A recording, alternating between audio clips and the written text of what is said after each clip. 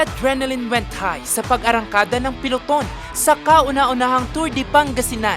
18 team mula sa 6 na distrito ng Pangasinan ang nakikarera ngayong araw June 12. 13 mga bayan sa probinsya ang kanilang babaybayin na magsisimula sa Umingan hanggang sa marating ang finish line na Lingayen.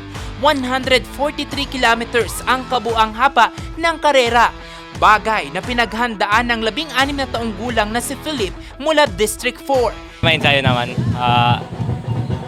nung ride ganun or out. Kaharap lang po kami sa peloton para wala pong mapunta sa likod po, ganun, walang nakakalas.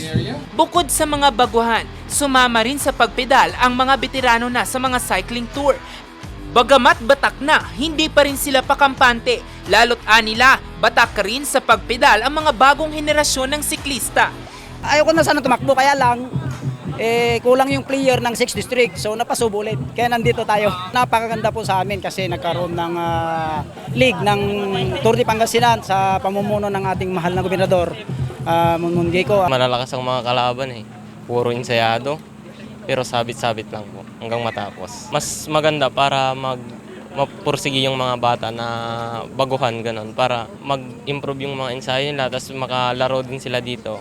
Pasado alas 8 na ng umaga nang magsimula ang karera na pinangunahang mismo ni Pangasinan Governor Ramon Monmon Gayco III. Malaki ang chance natin sa mga ganitong klaseng sports na siyempre ito ay nangailangan ng lakas, endurance, no, which we can be more competitive in. No? Lahat ng mga siklista humataw sa karera. Dikit na dikit ang laban mula sa mga tumatrangko. Wala ring nakakawala sa piloton. Nagkarimatahan na lang 150 metro ang layo sa finish line sa Lingayen, Pangasinan.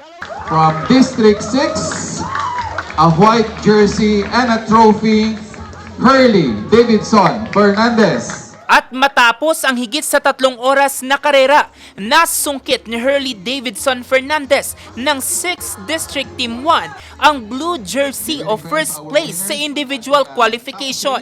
Nasungkit din niya ang white jersey o best young rider. We have from District 2, 20 years old, Roniel Erguisa. Sprint King o green jersey naman ang nakuha ni Roniel Erguisa ng District 2 Team 1. Basta ensayo lang po. Pinag-preparan din po. Humataw naman sa ahunan si Ronald Oranza ng 5th District Team 1 para madagit ang blue polka dots jersey o ang King of the Mountain. Most combative rider naman si Erickson de los Santos, habang naiuwi naman ng District 5, Team 2 ang kampyonato para sa team qualification.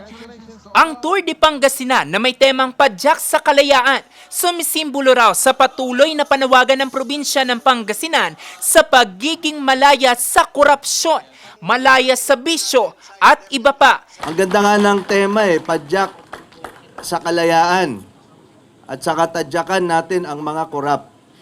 Meron tayong talagang nais gawin sa ating bansa, pero huwag kayong mag-alala. Sa probinsya ng Pangasinan, maayos ang ating pamamalakad. Samantala, nauna nang sinabi ni Philippine Sports Commission Chairperson Pato Gregorio ang hangarin na makakita ng mga Filipino sa Tour de France na isa rin sa unti-unting isinusulong ng Pangasinan. What is the objective? That one day in the near future, we see a Filipino in the Tour de France. Hindi naman imposible yan eh. Focus lang natin lahat ng resources natin. Focus lang natin lahat ng training para sa kanila.